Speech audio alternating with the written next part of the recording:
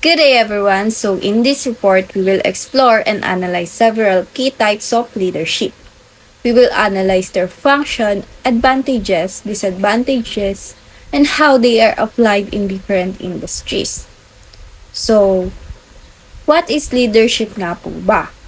So, si leadership po is sila yung nag-guide sa atin towards a common goal or vision. Sila din yung kadalasang nag-i-inspire sa atin sa iba't ibang bagay. Nagig Nag-give din sila ng direction and support to their team members. Kaya sobrang laking tulong din sa atin na may isang taong tatayo para bigyan tayo ng guide kung paano ba gagawin ang isang bagay o trabaho. So now let us discuss the kind of leadership. The first one po is transformational leadership. So si transformational leadership po is important way to succeed. And yung main role po nila is ma-empower yung mga employees sa company. Magkaroon ng pagkakaisa and mag-lead po yung organization to success by highlighting a shared vision and values. This leadership style motivates employees to do their best, encourages collaboration, and sparks innovation.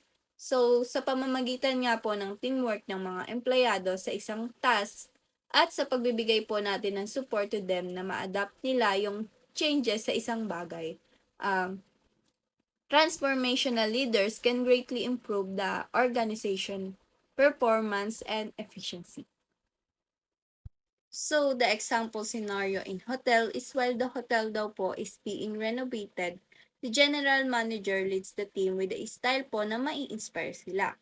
Nagsishare po siya ng clear vision para ma-improve yung hotel, highlight how each staff member's role matters, and nag-o-offer din po siya ng personalized help to their team. The manager also encourage everyone about the new ideas. Pinapanatili din po niya na ang lahat is excited. And nahahandle po niya yung challenges with understanding.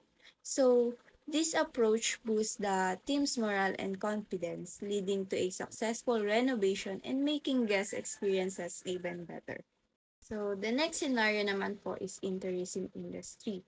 So, in a tourism company naman po is the CEO leads the team gamit ang transformational leadership para po mag-grow ang adventure travel options. They inspire by envisioning the company as a leading provider of a sustainable adventure. So, si CEO po ay tinutulungan ang bawat isa by mentoring and providing training. They also encourage creativity and work, creating an environment where new ideas are valued. So, by setting a good example, pinopromote ni CEO yung sustainability and deals with challenging ng mahinahon. Kaya namomotivate niya yung team to work towards the company's success in offering memorable adventures while promoting responsible tourism. So, now po, let's talk about the advantages of transformational leadership. So, the first advantages is inspire motivation. So, sa transformational leaders po, can boost motivation sa kanilang team by sharing an exciting vision po for organization future and promoting creativity. And dito po, binabalyo nila yung ideas and creativity ng isang employee, creating an environment where innovation is encouraged and appreciated. So, number 2 naman po is promotes growth. Sabi nga po kanina sa scenario 2, si leader po is sinusupport yung individual development, kaya nag-o-offer sila ng mentorship and opportunities for learning sa mga employees, which is good to them. So, lastly is fosters a positive culture. Transformational leader is nagka-create ng collaborative and trusting environment para po maboost yung teamwork and loyalty. So now let us proceed the disadvantages of transformational leadership.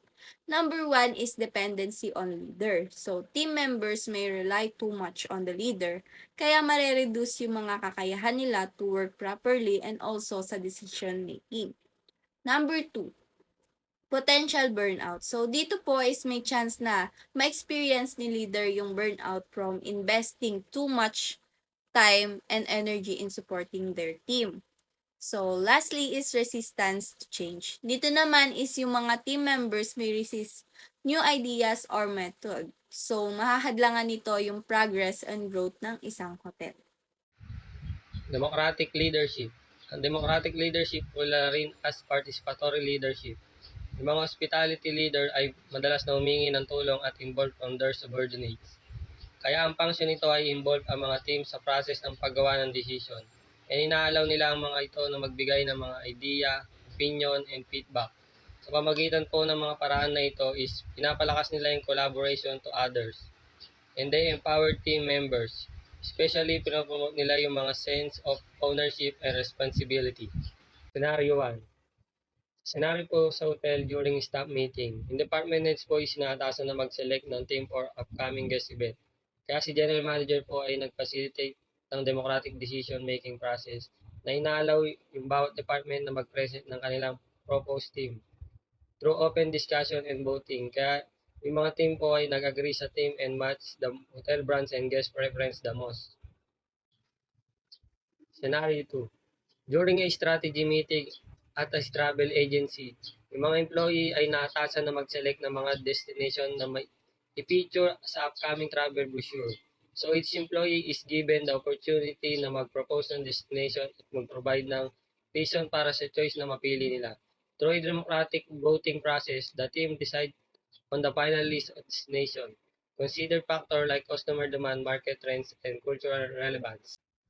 So here are the advantage of democratic leadership. Number one, better decision making. Dahil po dito ay sinasama yung mga team members sa decision making because it can lead to a better choice since various viewpoints are considered. Number two, higher motivation and engagement.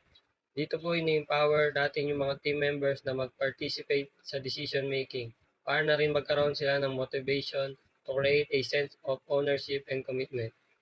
Boosting motivation and engagement. Number three, increase creativity and innovation. By encourage of communication and idea sharing, dito mapapasok yung pag-increase in creativity and innovation within the team, resulting in fresh solution and approaches.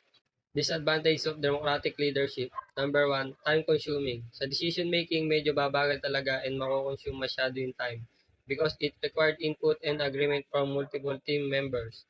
Potentially, madidelay po talaga ang aksyon. Number two, conflict and disagreement. Dito naman po papasok yung iba't ibang opinion na maaaring mag-lead ng conflict among the team members, requiring additional time and effort to resolve.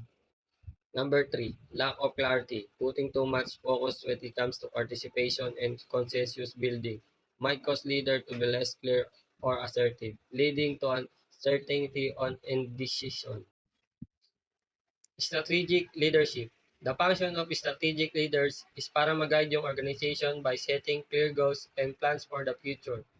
Ina-analyze nila mabuti yung internal and external factors para ma-identify nila yung opportunities and challenges. Dito na sila gagawa ng smart decision para matulungan yung organization na mag-grow and mag-succeed. Strategic leaders also make sure na ang lahat ay naiintindihan at natatrabaho ito toward their goal. And they keep track of progress to make sure things stay on track.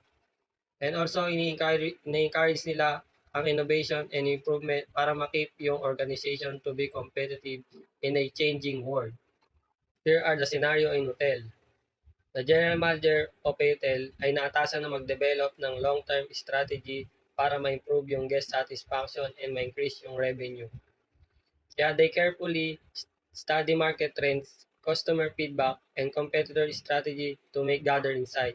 Gamit po yung information na ito, nag-create po sila ng detailed strategy plan na may involved ng action like renovating guest room improvement dining choices and lodging customer loyalty progress. Scenario in tourism industry. Given the involved travel, landscape, and technological progress, ang executive team of a tour operator is nag-adapt ng strategic leadership para mapanatiling competitive. Kaya po they examine market information, evaluation, customer interest, and pinopoint area for innovation. Pag po pinprioritize yung digital evolution, yung company po ay mag-accumulate ng resources to new technologies tulad po ng virtual reality tour and mobile booking system para po mas lalong magkaroon sila ng customer interaction and border market present. Flexibility. Yung mga strategic leaders po ay adaptable at kaya nilang mag-adjust ng strategies in response to changing market conditions or unexpected challenges. Clear direction. Strategic leadership is nagpo-provide ng clear sense of direction of purpose para sa organization at ini-ensure na ang lahat is aligned toward common goals. Long-term focus. Strategic leaders can prioritize long-term success over short-term gains na mag-align into sustainable growth and probability. Disadvantage. Resistant to feedback. Strategic leaders may receive feedback or input from others na maglalike into blind spot or miss opportunities from improvement. Kasi hindi po sila tumatanggap ng feedback na maaaring makatulong kung meron po bang issue or needs yung hotel na ma-improve. Kaya mamimiss po nila ito. Employee disengagement. Employee might feel disengaged or uninspired if they see a strategic objective as unrelated to their daily tasks. Kasi po baka dahil sa pagpo-focus ni leader sa clear goals is magiging unrelated na yung task nila sa mga daily tasks na maaaring manibago sila. So mahirapan po sila and mapipil nila na hindi sila ma-inspired sa work na gagawin nila. Costly mistake. If hindi po masyado maayos yung pag-execute ng strategic decision or misalignment with organizational objectives can lead into costly mistake or failures. Laissez-faire leadership. Laissez-faire leadership is a hands-off approach where leaders give their team members autonomy to make decisions and complete tasks without much interference. Leaders provide guidance when needed but generally trust their team to manage their own work. This style can be effective in certain situations, particularly when team members are highly skilled and motivated. But it may also lead to lack of direction or accountability if not implemented carefully. Laissez-faire leadership can be important in certain situations because it allows for autonomy and creativity among team members. It's beneficial when working with experienced, self-motivated individuals who thrive with minimal guidance. It fosters a sense of ownership and encourages innovation within the team. However, it may not be suitable for all situations or teams, as it requires a high level of trust and self-discipline among team members. This leadership is often associated with trust in the abilities and autonomy of team members, as well as a belief in fostering independence and creativity within the group. However, it can also lead to challenges such as lack of direction, accountability, and coordination if not implemented effectively. Laissez-faire leadership in a hotel scenario involves leader allowing employees to make their own decisions and take control of their work without much interference. The example of scenario is a hotel manager adopts a laissez-faire leadership style, allowing department heads to operate their areas with minimal interference or guidance. For example, in the housekeeping department, the manager provides clear objectives and resources but allows the head housekeepers to determine schedules, assign tasks, and manage the team's day-to-day operations autonomously. Laissez-faire leadership in the tourism industry can manifest in various scenarios like hotel management. For example, the general manager of a luxury resort adopts a laissez-faire leadership style, allowing department heads such as the front desk manager, food and beverage manager, and housekeeping manager significant autonomy in decision making. Each department head is trusted to run their department independently, setting their own policies and procedures to ensure guest satisfaction and operationally efficiency. The general manager provides minimal guidance or interference, instead focusing on high-level strategic planning and ensuring resources are available to support the department head's initiatives. This approach allows for creativity and innovation within each department, leading to a unique guest experience and high employee morale. Here are the three advantages of laissez-faire leadership. Number one is creativity and innovation. Laissez-faire leadership encourages creativity and innovation among team members. With minimal supervision, individuals have the freedom to explore new ideas and approaches without feeling constrained by rigid rules or guidelines. This can lead to the general of fresh perspective out of the box solutions to challenges. Number two, empowerment and motivation. Laissez-faire leadership empower their team members by entrusting them with responsibilities and decision-making authority. This autonomy fosters a sense of ownership and accountability which can significantly boost motivation and job satisfaction. Number 3. Flexibility and adaptability. In environments characterized by rapid change and uncertainty, laissez-faire leadership can be particularly effective. Team members are encouraged to adapt to evolving circumstances and make decisions autonomously enabling the organizations to respond quickly to challenges and capitalize on emerging opportunities. The three advantages of places for leadership is lack of direction and guidance. One of the primary drawbacks of places for leadership is the absence of clear direction and guidance for the leader. Without regular feedback and support, team members may feel lost or uncertain about their roles and objectives, leading to the decreased productivity and motivation. Number two, decreased accountability. With minimal supervisions, team members might feel less accountable for their actions or performance. This can result in a lack of responsibility and initiative as there's no authority figure holding them to standards or deadlines. Number three, potential for chaos.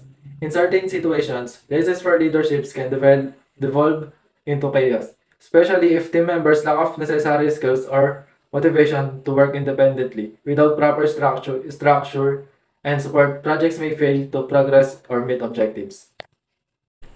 Transactional leadership is a style of leadership that focuses on the exchange of rewards and punishments to motivate followers to achieve specific goals. It involves clear structures, defined roles and transactions between leaders and followers based on performance expectations. Transactional leadership is important because it provides a clear structure for achieving goals through rewards, punishments, and clear expectations. Here are scenario and example of how each leader function in hotel industry. A hotel manager notices a decline in customer satisfaction scores in the housekeeping department. Example of transactional leadership. A transactional leadership is in this scenario might implement a performance-based incentives program for housekeeping staff. For example, they could offer bonuses or rewards for maintaining high cleanliness standards and improving customer satisfaction scores. The leader sets clear expectations and rewards employees who meet or exceed them, fostering a culture of accountability and performance. Next is tourism industry. The transactional leadership in the tourism industry focuses on achieving specific goals through clear instructions, rewards, and consequences. Here are a scenario and example for each leader.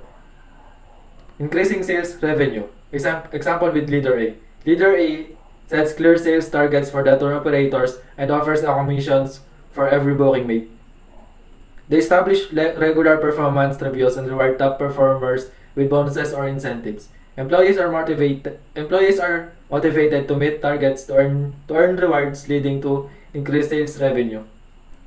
Example with Leader B. Leader B closely monitors sales performance and identifies our areas of improvements. They implement a system of bonuses tied of meeting or exceeding sales targets. However, they also enforce consequences for underperformance such as reduce hours or reassignment to different roles. This approach motivates employees to strive for success to avoid negative consequences. The advantages of transactional leadership is clear expectations and accountability. Transactional leaders establish clear expectations and goals for their followers, often through formalized structures such as contracts or performance agreements. This clarity helps team members understand what is expected of them and what rewards or consequences they can expect based on their performance. Number two, efficient problem solving. Transactional leaders excel at addressing immediate issues and solving problems efficiently. They use contingent rewards and corrective actions to motivate their members to meet performance standards and resolve challenges as they arise. Number three, predictability and stability. Transactional leaderships provide stability within organizations by maintaining established structures and processes. Followers understand the rules and procedures governing their work, which reduce uncertainty and promotes a sense of security. The disadvantages of transactional leaderships, while effective in certain situations, thus come with its own set of disadvantages like limited innovation and creativity. Transactional leaderships relies heavily on established system procedures and rewards for performance. This can stifle innovation and creativity with the team as it tends to prioritize conformity and adherence to existing protocols over experimentation, and thinking outside the box. Number 2. Dependency on rewards of punishments. Transactional leaderships of revolves around the exchange of rewards for good performance and punishments for poor performance. In the long term, this approach may lead to a lack of initiative and engagement among the team members. Number 3. Short-term focus. Transactional leaders typically focus on achieving immediate goals and objectives, often at the expense of long-term vision and strategic planning.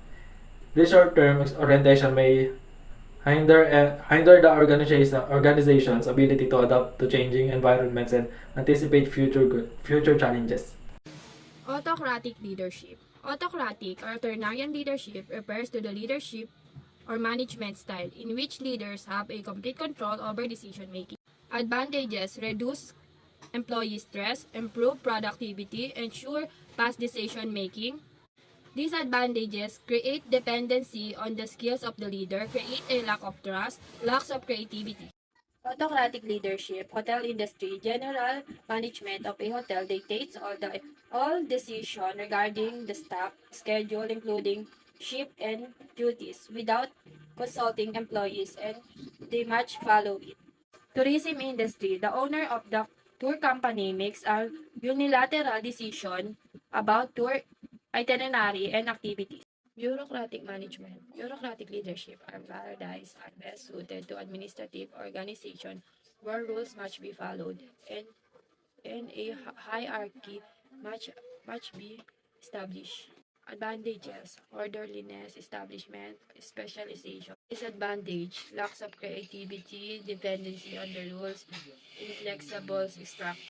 Ang pagkakaroon ng mabuting namumuno sa isang kumpanya at organisasyon ay isang mabisang paraan upang makabuo ng matatag at maayos na samahan sa isang lugar or establishmento. Na charismatic leadership. So, sa charismatic leaders naman po, is yung function niya is para ma-inspire and ma-influensyahan yung team through the leader's personality, charm, and vision po.